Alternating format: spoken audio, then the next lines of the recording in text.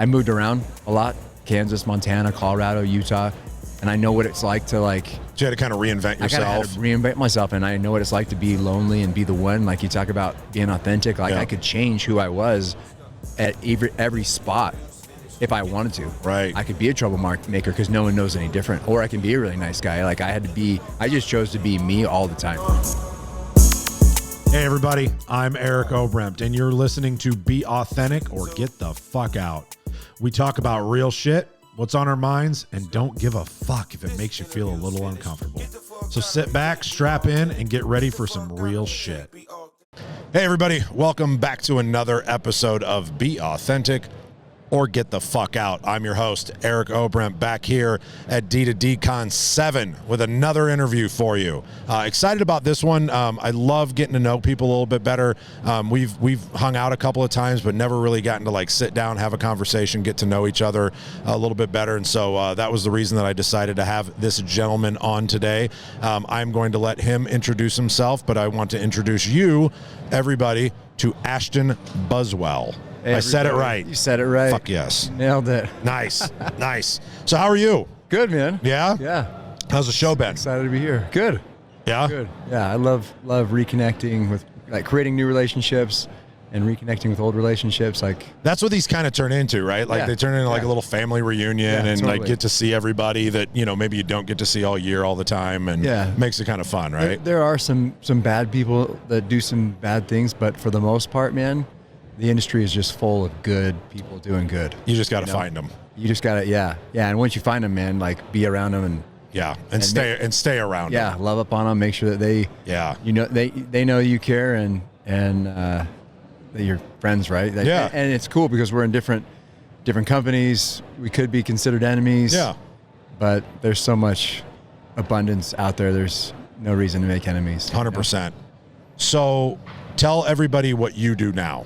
So I'm VP of Legacy Power. Okay. So I'm VP of Sales. We've got 5 different channels at Legacy, and I used to be a national sales director for just our direct team, so just our internal teams that are out knocking on doors. And now we have partners and new build and inside sales and a whole bunch of different things that I now touch all of those. Okay. You like that? Yeah, I love it. Yeah, as much impact as I can have, man, I'm all about it.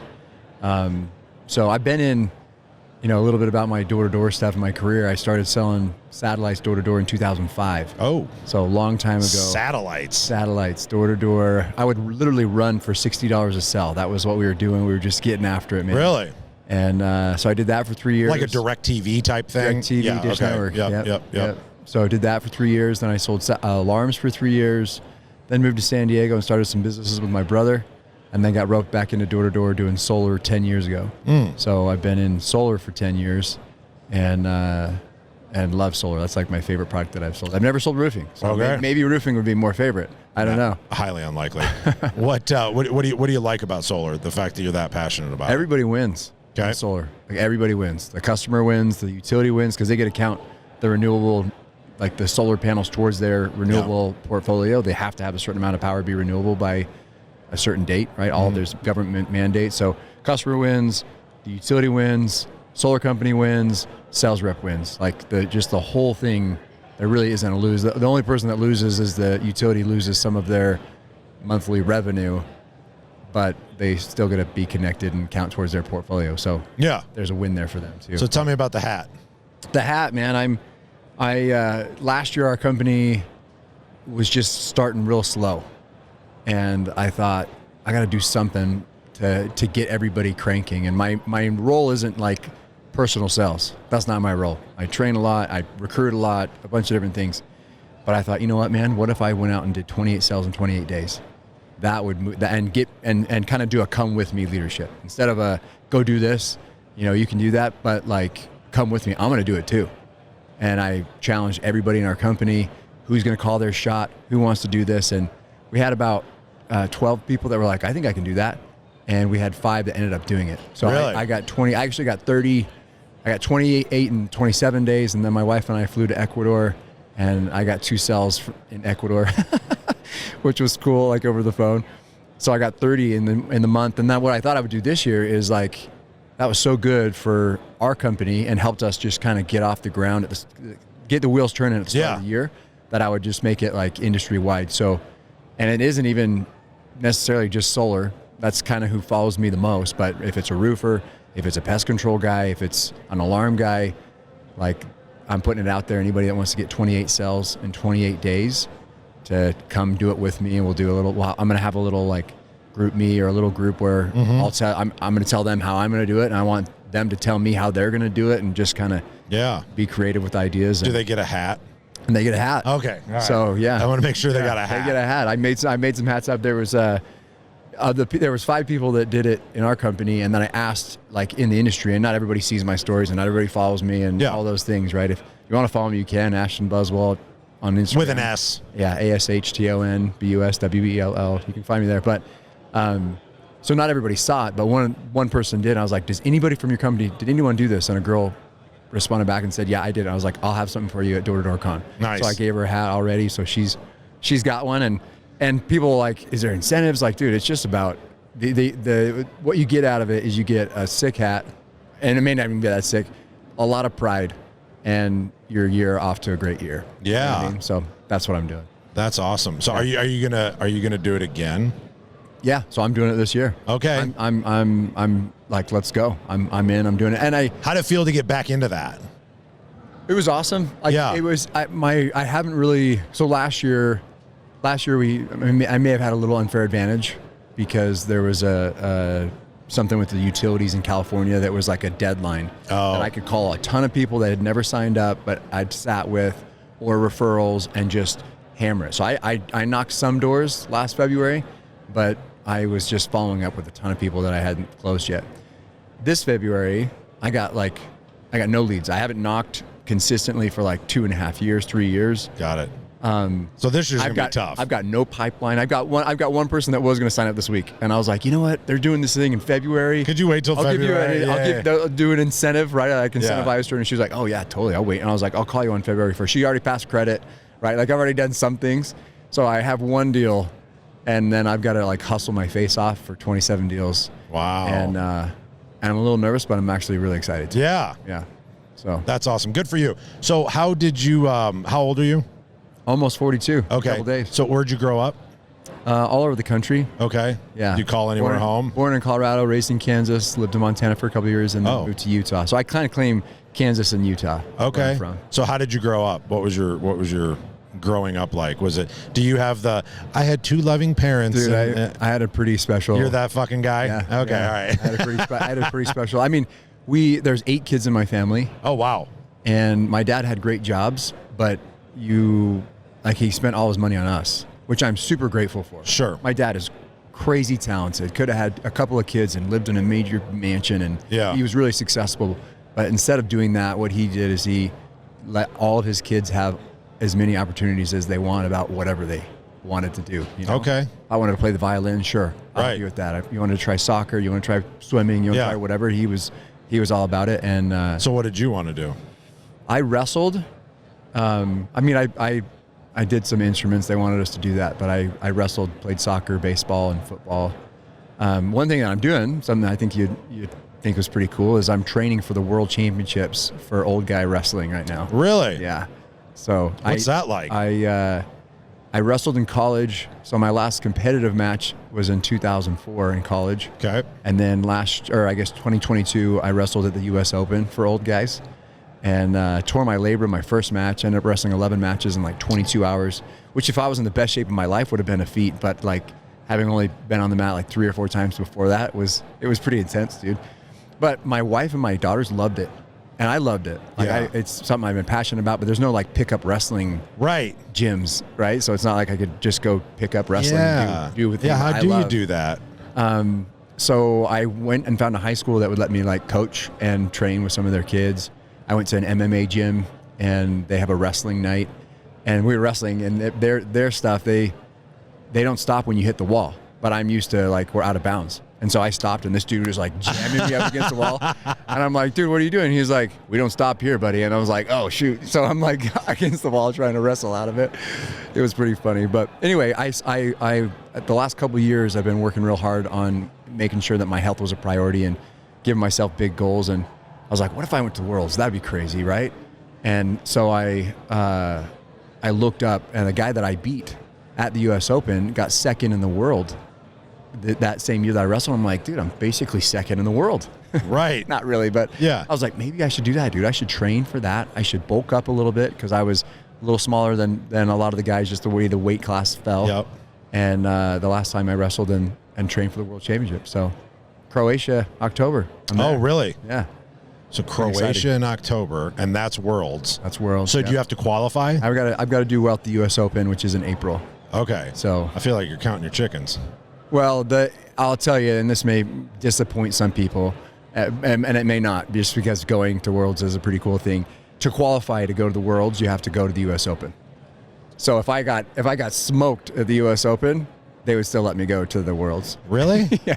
Well, because it's old guys, right? It's not. So the real stuff, like the open wrestling. Yeah. That stuff is you're qualifying. You got to go against the guy that's kind of the reigning champion of that weight on Team USA. Yeah. But for old guys, it's kind of like if you can go and you can make it there, it's going to be crazy expensive to go. You got to take time off of work. Yeah. I'm 42 with a job. Right. You know what I mean? So is everybody else. How many guys compete at the Open? Per weight class, probably like 15 to 20. Okay, and then out of that Something 15 like to 20, how many actually try to go? One or two. Is it usually the one or two top guys? Not necessarily. Okay, that's what I was curious. Yeah, not necessarily. So the guy that I beat, he didn't place. I placed higher than him, but then he went to the Worlds and he got second. Oh. So I mean, it's just like. But the Worlds is obviously very competitive. Like, I mean, that's the fucking best. Yeah. The best of the guys that can get there that are 40 years old and can get away from work. Wow. Right? Because unless they're getting sponsored, maybe they're getting sponsored. I'm not getting sponsored, right? I got to flip the whole bill to get there. So that's super cool. Yeah. You got to be really excited about that. I miss like that competition level is something that I miss, right? And like the only way that I get it now is with golf. Right. And like I play a lot of golf and like I'm very competitive and but I missed that from my youth of playing football and playing baseball and all that kind of shit. Like that was how I identified. Yeah.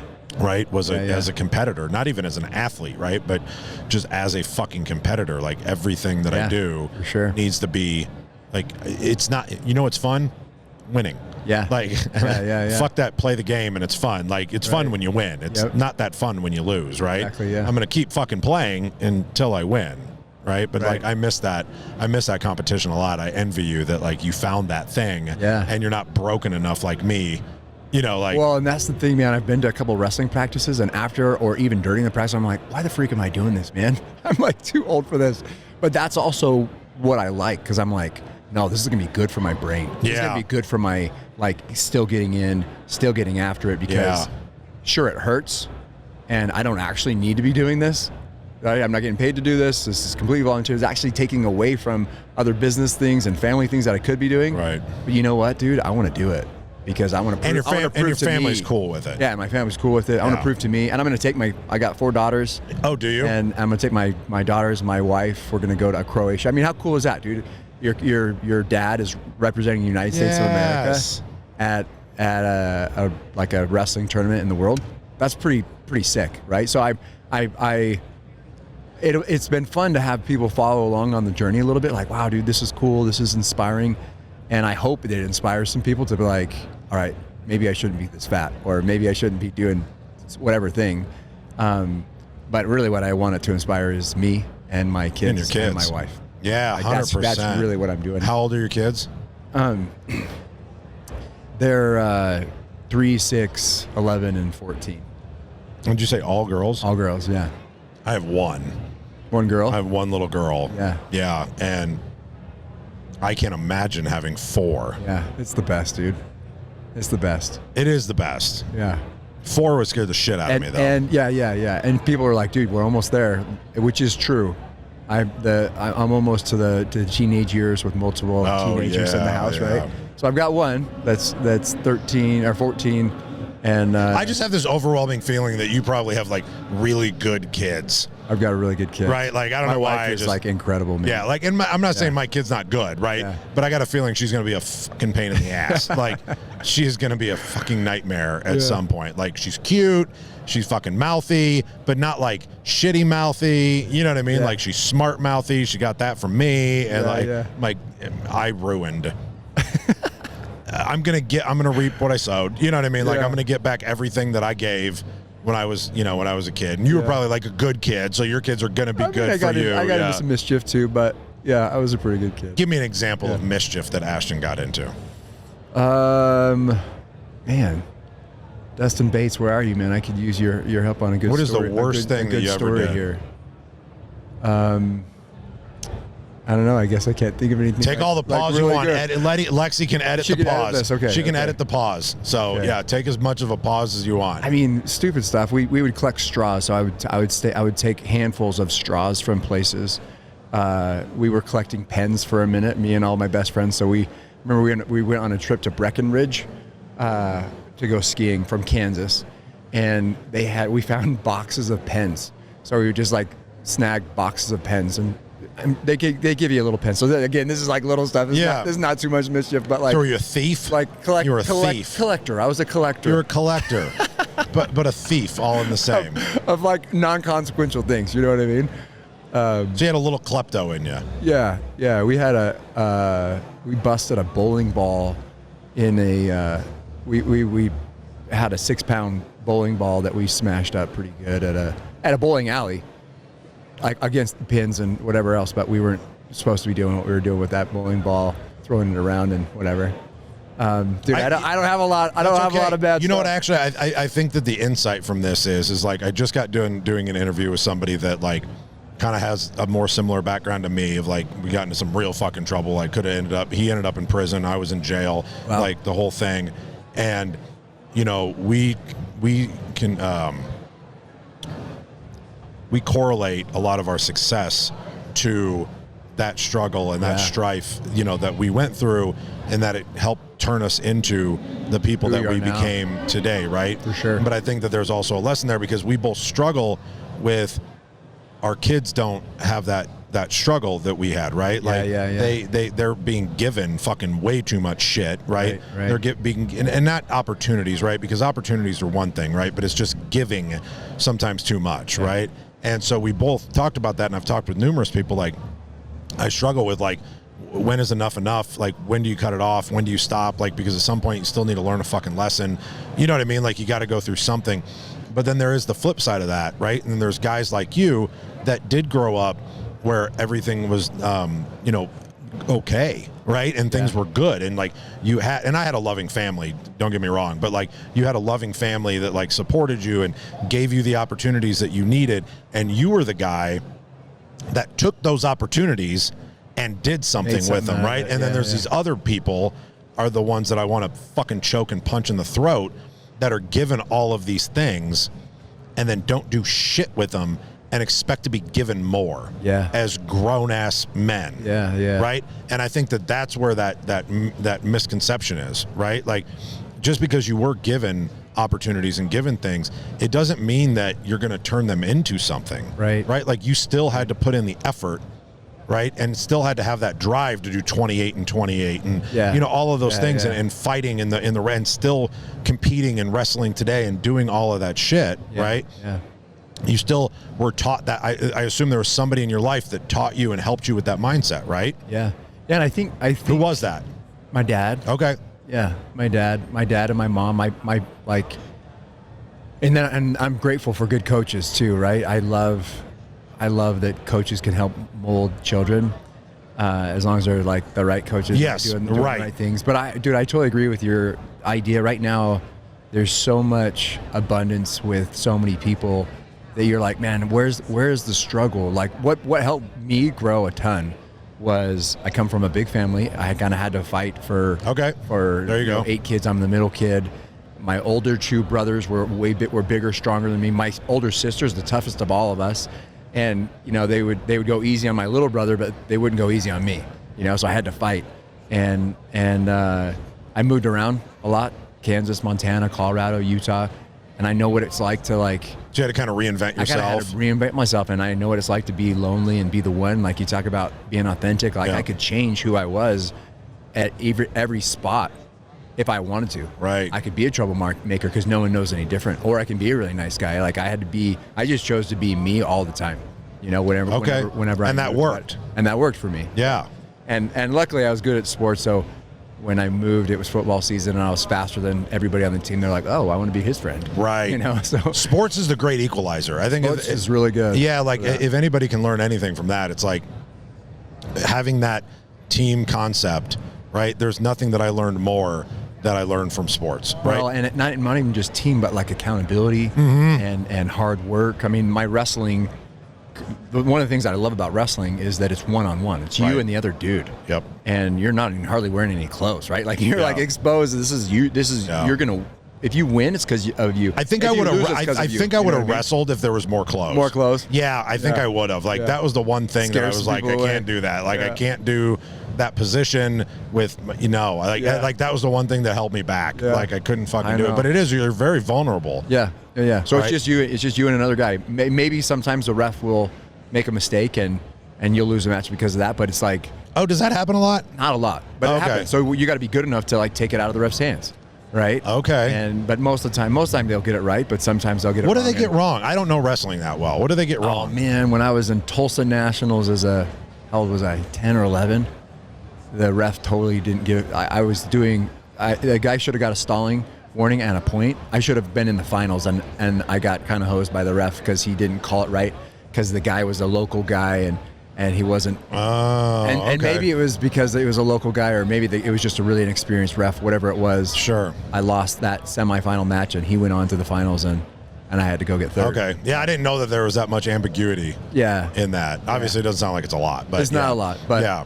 But the sports, like the equalizer of sports, and then team sports. So wrestling is an individual sport, but it's also team sport. But then, like putting kids and being an athlete on a soccer team and learning how to communicate and that you can't be a punk to your teammates. You have to lift them up in order for them to actually work and do good. Like there's so much good that comes out of sports. And right now, because there's so much abundance, I kind of feel like that's the way that you got to teach your kid to work hard. Yeah, because that's right? What translates into real life, right? That's what translates into business, into whether or not like if you just have a job, or if you're an owner, or if you're a rep, or if you're whatever it is. It doesn't matter like what your role and what your position is in any environment, right? And even family, right? I mean, you've got 4 kids, like you've got a fucking team. You grew up with 8 kids, right? That's wild as shit to me, right? But like you grew up with 8 kids, like you have to learn how to exist in that ecosystem, right? And that's again, it's communicating. It's like the best football teams have that communicator, right? That they're always talking to each other. Always talking to each other. Are you doing that in your business? Because if you're not, I'm gonna guess that you're failing.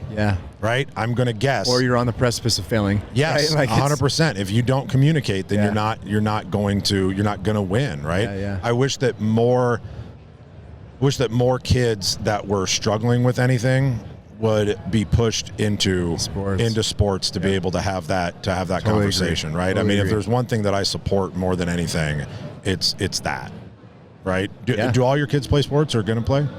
Yeah, my oldest is a field hockey player. Okay. And she's talked about wrestling, which would be fun. She might do water polo. My second is an all-star soccer player and then a track runner. We randomly put her in track because my brother's really into track and his kids. And she started whooping everybody. She ended up going to nationals last year and almost made it to the finals in the 100, but her 4x1 team got 6th, 4th, 6th, something like that, which is super cool. Little 10-year-old girl, being exposed to a national platform. And then my other ones were kind of too little to get going. But that's the shit that builds character. I think that's the important stuff. If there's anything that, we can get out of this episode, it's like, how do we build character? How do we build teamwork? How do we build, even a culture of accountability, right? And I think that all stems from having people that have an athlete mentality, right? I think that's really important. And that's why I think it's really important, like with what you're doing, as far as like, still competing in that, like people are looking at you too, right? Sure. And they're looking at you and they're saying, holy shit, he's still fucking competing. He's still going hard. Yeah. Right? Yeah. What's my excuse? Right.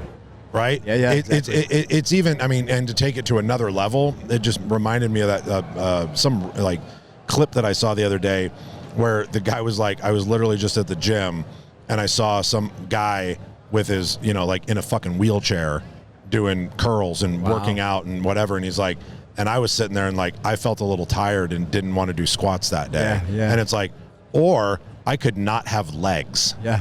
Right? Yeah. And it's like, what the fuck am I bitching about? That guy would love to do squats. That guy would love to do squats today. So I am going to do what I need to do. You know what I mean? Yeah, so like if you get to be that kind of that beacon, right, to be able to show people what is possible, I think that's super, super powerful. Yeah, totally. And something kind of along the sports line, like my energy, I mean, I'm still doing some competing now, but I just picked that up like a year ago. Yeah. Like a year and a half ago. So it was 18 years between my competitive wrestling career, right?